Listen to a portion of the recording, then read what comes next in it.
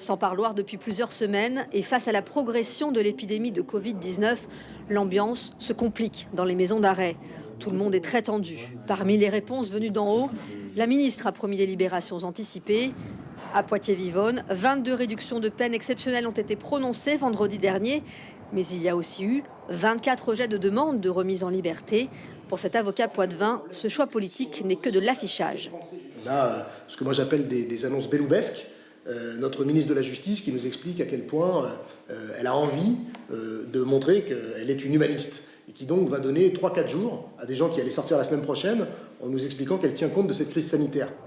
La surpopulation demeure, 166% de taux d'occupation à la maison d'arrêt des femmes et 130% chez les hommes.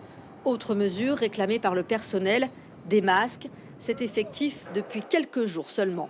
Avant samedi, le port était interdit.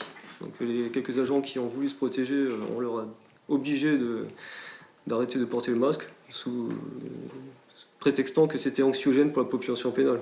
Alors qu'eux-mêmes demandaient à ce qu'on soit protégé pour qu'eux soient protégés à leur tour. Dernier point délicat et non des moindres, les cas suspicieux d'agents pénitentiaires sont mis en quatorzaine, près de 900 à l'échelle du territoire national.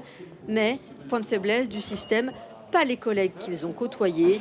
Autant de points d'entrée potentiels de l'épidémie dans les cellules. À ce jour, en France, 75 membres du personnel et 31 détenus ont été testés positifs au coronavirus.